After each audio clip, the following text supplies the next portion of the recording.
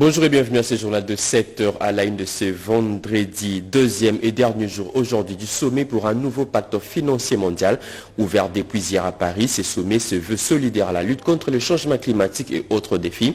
Devant un parterre de dirigeants et de responsables d'organisations internationales, le Premier ministre congolais Jean-Michel Sama-Lukonde a vanté les atouts dont regorge son pays, beaucoup plus dans le secteur énergétique. Le détail dans un instant. Dans l'actualité également, 26 ressortissants congolais vivant à Khartoum ont pris depuis hier le chemin de retour pour regagner le pays. 12 déjà sont à la frontière entre le Soudan et l'Égypte. Un couloir humanitaire a été créé. Les évacuations sont coordonnées par l'ambassadeur de la RDC en Égypte. Des bus ont été disponibilisés pour évacuer rapidement d'autres Congolais qui se trouvent encore coincés dans ces pays. Reportage à suivre dans ce journal.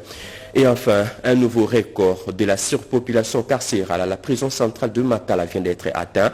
11 000 détenus pour 1500 places. Des chiffres publiés par le directeur de cette prison. La Commission nationale des droits de l'homme s'alarme sur ces nouveaux pics de la surpopulation et promet un plaidoyer pour libérer certains pensionnaires éligibles à la liberté. Voilà tout pour les sommaires. Mesdames et messieurs, encore une fois, bienvenue à vous si vous nous rejoignez la radio-télévision nationale congolaise. Je le disais en titre, deuxième et dernier jour aujourd'hui du sommet pour un nouveau pacte financier mondial ouvert depuis hier à Paris. Ces sommets se veulent solidaires à la lutte contre le changement climatique et autres défis. Devant un parterre de dirigeants et des responsables d'organisations internationales, le Premier ministre congolais Jean-Michel Sama-Lukonde a vanté les atouts dont regorge son pays, beaucoup plus dans le secteur énergétique. Pati Tondouango, bienvenue Loussala et Julien Piana ont signé ces reportages. Au Palais Brognard, en France, le Premier ministre et chef du gouvernement a pris une part active à la table ronde présidentielle sur l'Alliance pour l'infrastructure verte en Afrique, organisée par la Banque africaine de développement. Représentant le chef de l'État, Félix-Antoine Tshisekedi Tshilombo, Jean-Michel Sama-Lukonde Kyenge est revenu sur les opportunités qu'offre la République démocratique du Congo comme pays solution au problème mondial du réchauffement climatique. Pour ces populations, qui dit énergie dit industrie, et donc agriculture, transformation au niveau local pour l'amélioration de la chaîne de valeur, surtout que nous intervenons dans notre rôle de pays solution avec les minéraux justement dans la transition énergétique à la fabrication de la batterie. Donc des grandes attentes de ce côté, et nous espérons que vous serez à nos côtés pour atteindre cet objectif. La RDC est ouverte aux investisseurs dans différents domaines. Le chef du gouvernement l'a affirmé en marge du sommet pour un nouveau pacte mondial de financement, initiative du président français Emmanuel Macron, organisé par les réseaux de solutions pour le développement durable des Nations Unies. Le Premier ministre Jean-Michel Sama-Lukonde Kyenge a appelé les investisseurs à saisir cette opportunité d'affaires, surtout pour INGA, grand projet intégrateur. Il y a d'autres partenaires, ici on a parlé tout à l'heure d'un partenaire, c'était M. Andrew qui était là, qui travaille dans ce sens. Et nous voulons qu'à côté de vous, à côté de cette structuration que vous avez faite en termes d'accompagnement de projet, nous ayons plus d'investisseurs. INGA, c'est un grand projet intégrateur. Au départ, une grande demande de 13 milliards. Aujourd'hui, avec une première phase qui pourrait demander 7 milliards. Et donc, on a besoin, à côté des investisseurs privés, que vous nous accompagnez de manière à ce que nous ayons l'alternative en termes d'énergie pour nos populations qui sont en attente. Pour accélérer la réalisation de l'objectif zéro émission nette, la BAD compte lever 500 millions de dollars américains pour la préparation et le développement des différents projets y référents. Les forces armées de la République démocratique du Congo ont la capacité de défendre l'intégrité nationale, même après le départ de la MONUSCO. Ces mots sont du vice-premier ministre, ministre de la Défense, au représentant spécial adjoint du secrétaire des Nations Unies en RDC chargé de la protection des opérations.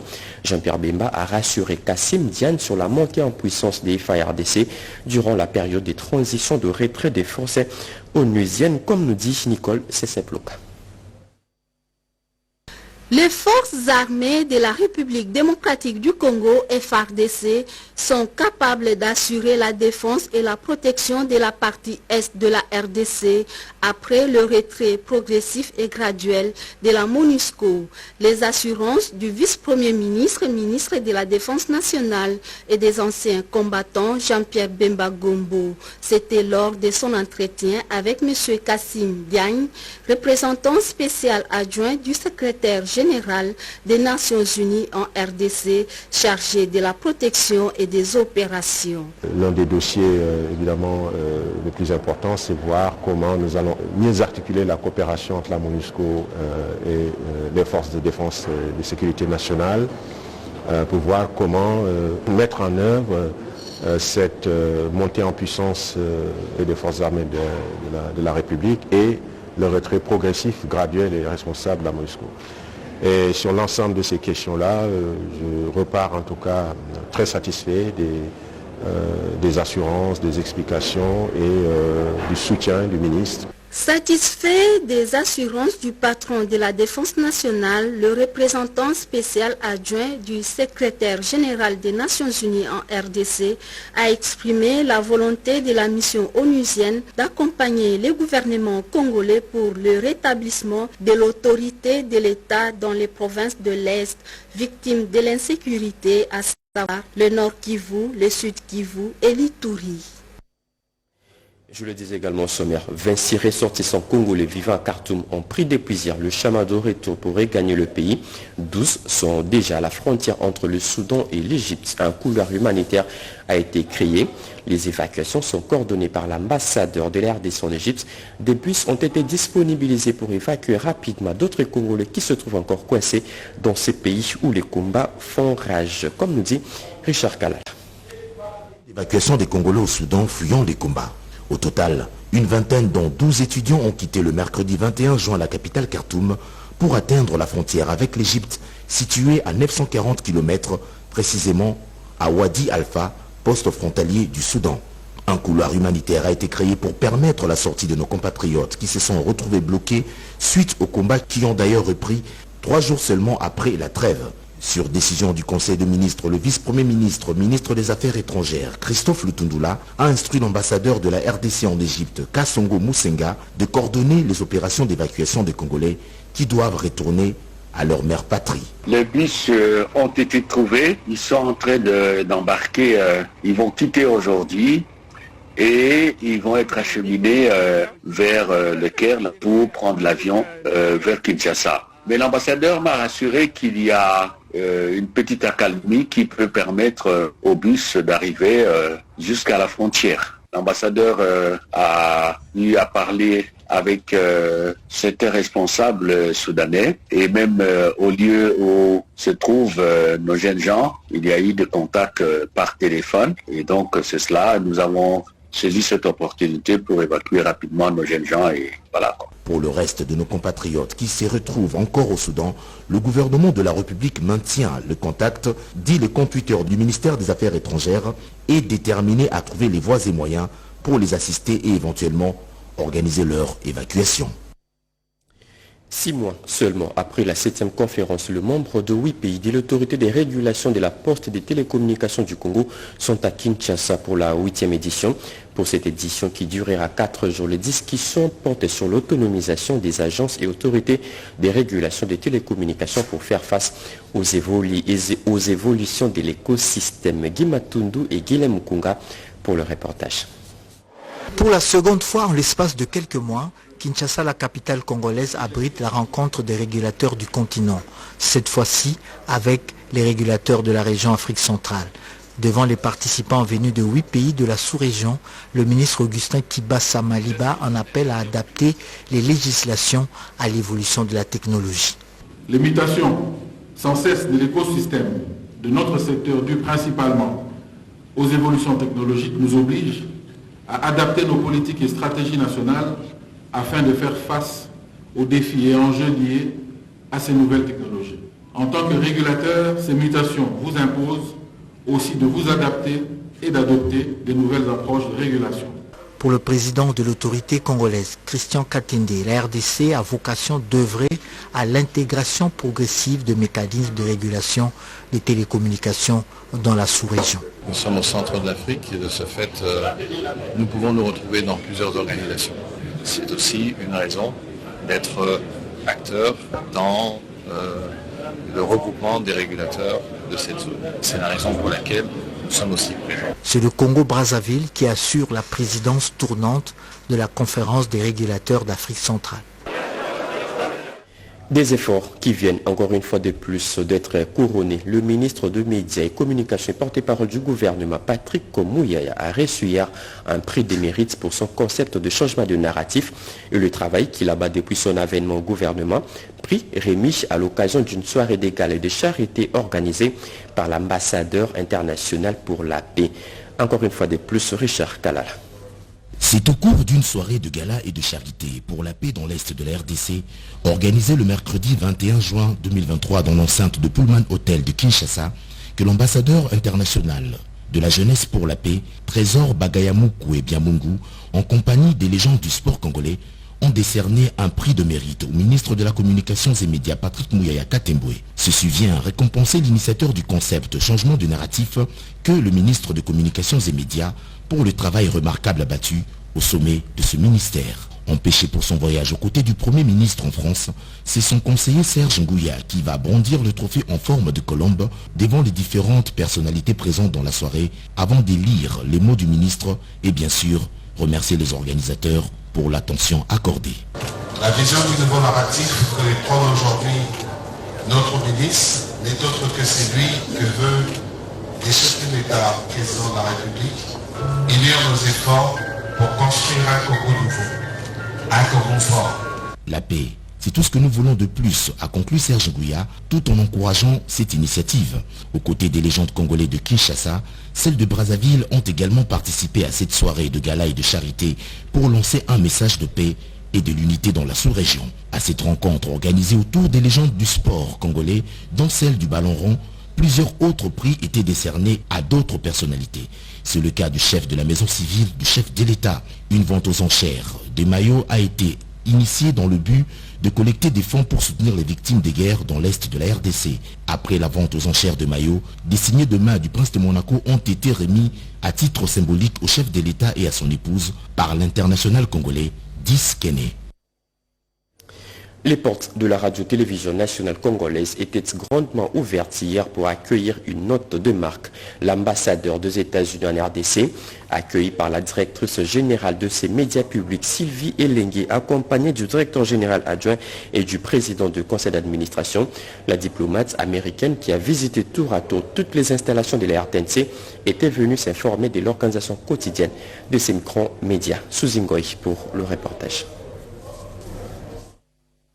C'était une visite de courtoisie de l'ambassadeur des États-Unis d'Amérique en RDC aux autorités de la radio-télévision nationale congolaise. Mais des questions liées à l'organisation quotidienne de la chaîne publique ont été évoquées.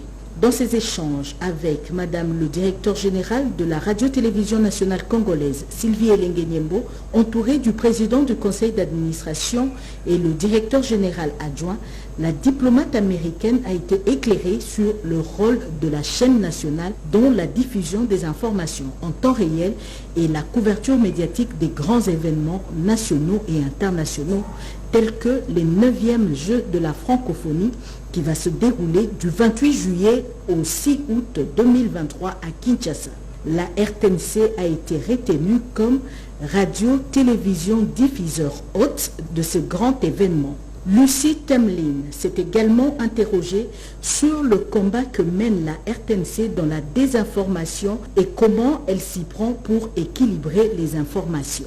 Madame le DG de la RTNC a rassuré son hôte en citant le Conseil supérieur de l'audiovisuel et de la communication qui joue le rôle de l'équilibre des informations.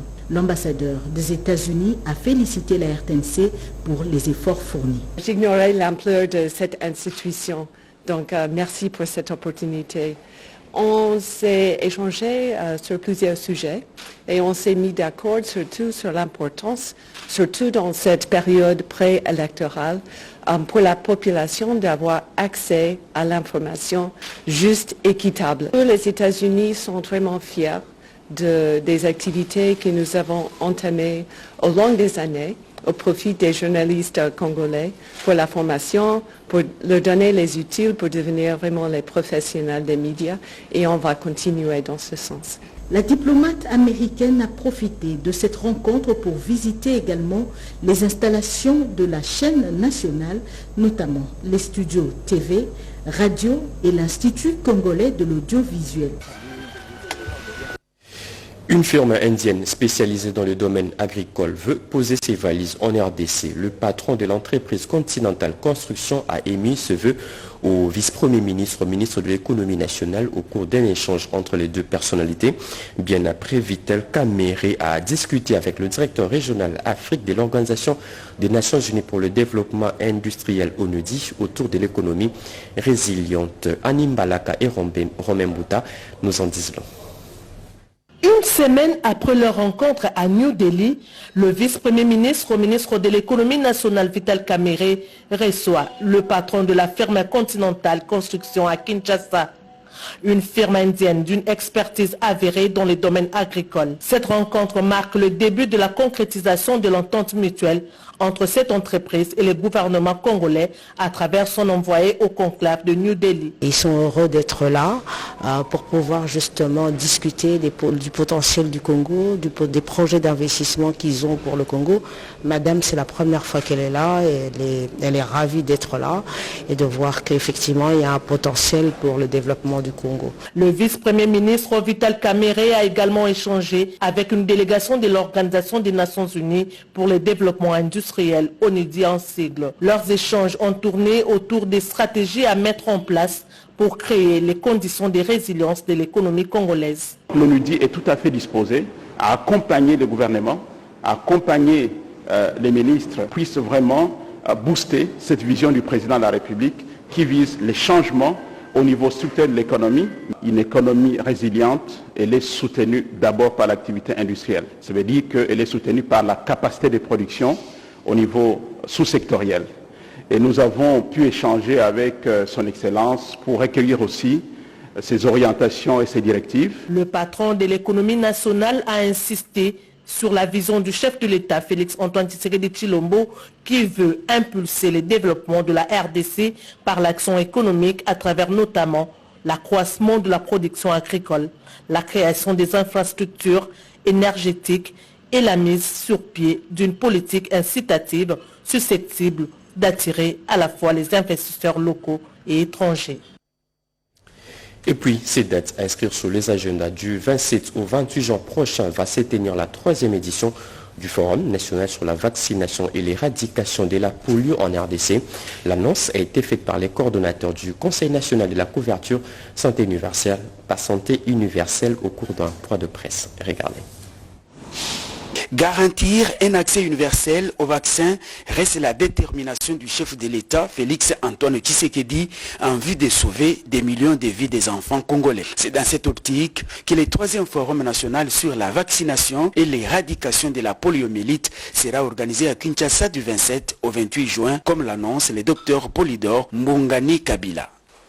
Et donc le forum a été initié comme une rencontre à plusieurs niveaux, tant au niveau national, provincial, que même au niveau international avec nos partenaires internationaux.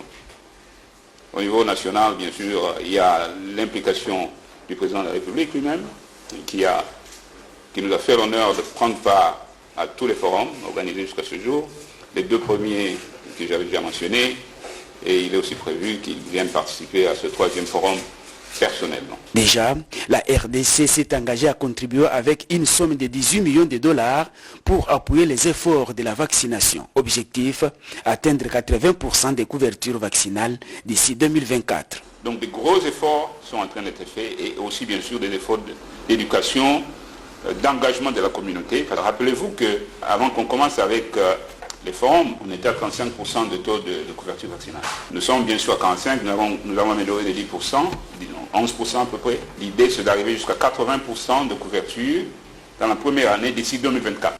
Un plan a déjà été conçu en vue d'atteindre tous les enfants, même ceux vivant dans les zones de conflit, a précisé le coordonnateur du Conseil national de la couverture santé universelle. Je reviens sur ce que je disais au sommaire. Un nouveau record de la surpopulation carcérale à la prison centrale de Makala vient d'être atteint. 11 000 détenus pour 1500 places seulement, dont 466 mineurs et 27 enfants vivant avec leur mère. Des chiffres publiés par le directeur de cette prison. La Commission nationale des droits de l'homme s'alarme sur ces nouveaux pics de la surpopulation et promet un plaidoyer pour libérer certains pensionnaires éligibles à la liberté. Lucien Sakala pour le détail. En marge de la journée internationale pour le soutien aux victimes de la torture célébrée le 26 juin de chaque année, le président de la CNDH, Paul Sampou Moukoulou, a effectué une visite d'inspection au centre pénitentiaire et de rééducation de Kinshasa. Après échange avec Youssoufou Maliki Joseph, directeur de la prison centrale de Makala, sur la surpopulation carcérale, le président de la Commission nationale des droits de l'homme promet de plaider auprès des instances judiciaires. Nous allons faire un grand plaidoyer pour que ces conditions s'améliorent, aussi bien pour les pensionnaires en général de cette prison, y compris les condamnés, les prévenus, ceux de ces pensionnaires qui sont éligibles à la liberté. Le programme de Kinshasa sera élargi aussi aux provinces. Voilà pourquoi je lance un appel à tous les partenaires techniques et même financiers de nous aider à avancer sur cette question, puisque la volonté politique est là. Prévu pour 1500 personnes, la prison centrale de Makala accueille à ces jours 10 fois plus de sa capacité d'accueil, dont 466 mineurs, 298 femmes et 27 enfants. Tout détenu doit bénéficier d'un traitement qui préserve sa vie, sa santé physique et mentale, ainsi que sa dignité, a affirmé Paul Sampou Moukoulou.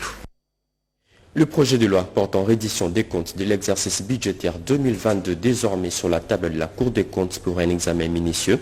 Cette loi accuse un déficit de plus d'1 milliard de dollars contrairement à l'exercice 2021 et c'est le ministre de Finances Nicolas Kazadi qui a remis ces documents au premier président de la Cour des comptes, Nassipouba, pour la suite.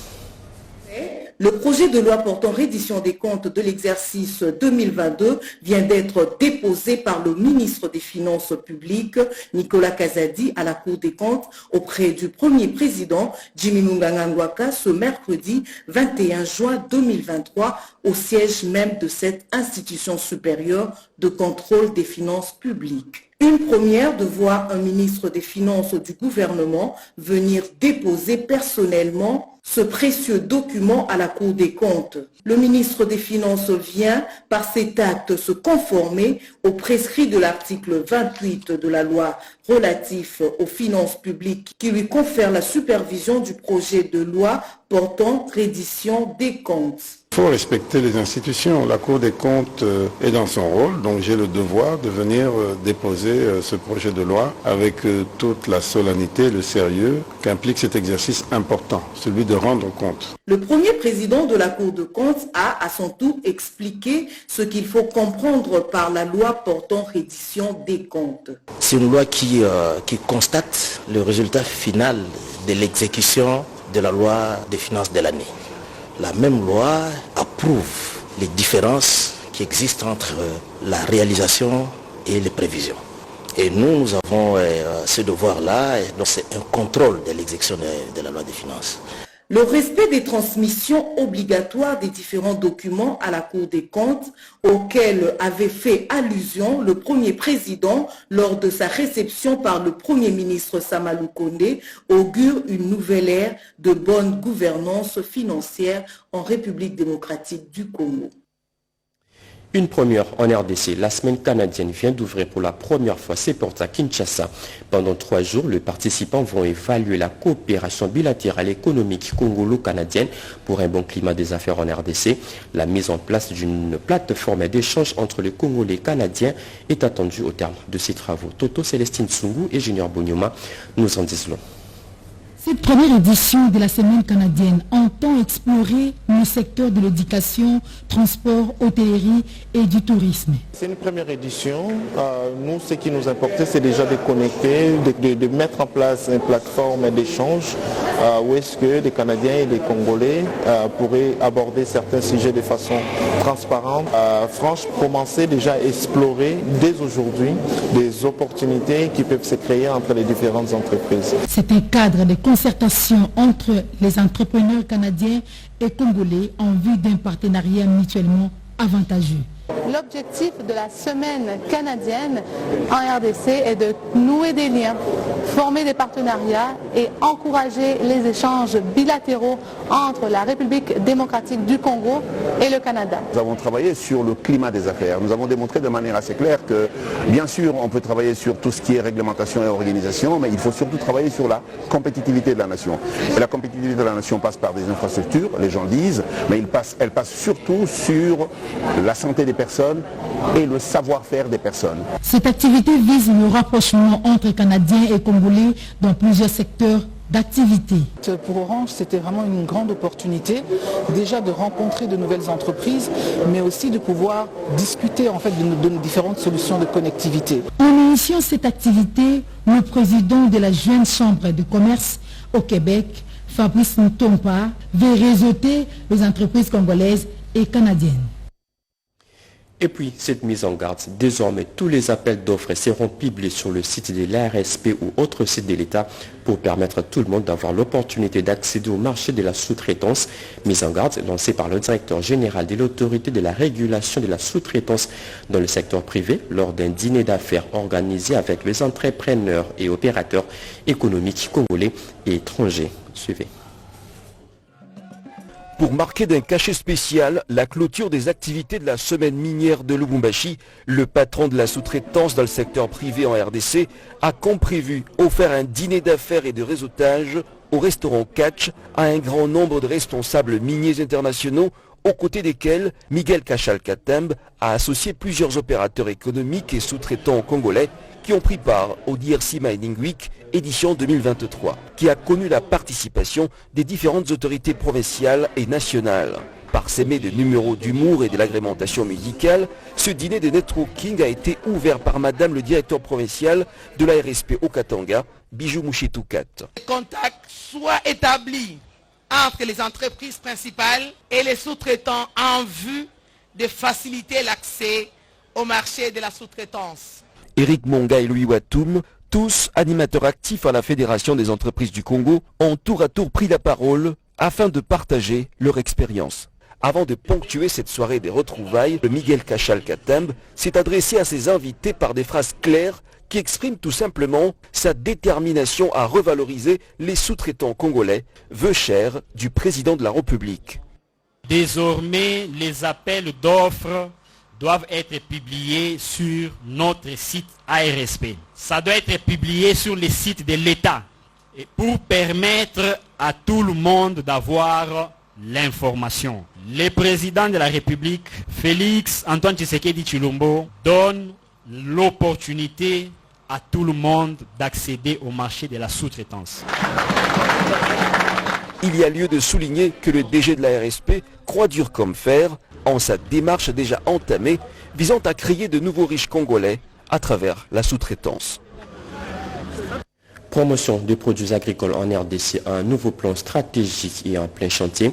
Les acteurs du secteur agricole sont à Kinshasa pour donner du contenu à ces documents. Rodépanda pour la suite.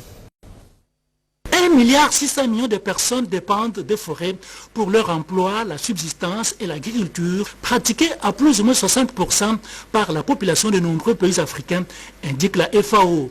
ce qui est à la base des déforestation avec incidence sur les changements climatiques. Pour répondre efficacement à cette situation, il a été créé une structure dénommée l'Initiative des produits agricoles de base durable en Afrique, ACI, reprenant l'ensemble de principes pour la production responsable des produits agricoles en Afrique. Elle a la mission de protéger les forêts, la bonne gouvernance et la transparence avec avantages sociaux augmentés aux agriculteurs, communautés et aux personnes marginalisées en sauvegardant le droit de l'homme. Cette initiative de produits agricoles ACI accorde la priorité aux pays producteurs d'Afrique pour le développement durable de quelques produits tels que le cacao, le caoutchouc, l'huile de palme, le café et autres. C'est dans cette perspective que se tient aujourd'hui la première réunion de cette initiative sous la tutelle du ministère de l'Agriculture, représenté par son secrétaire général, avec la facilitation du Fonds mondial pour la nature WWF-RDC. L'objectif est de discuter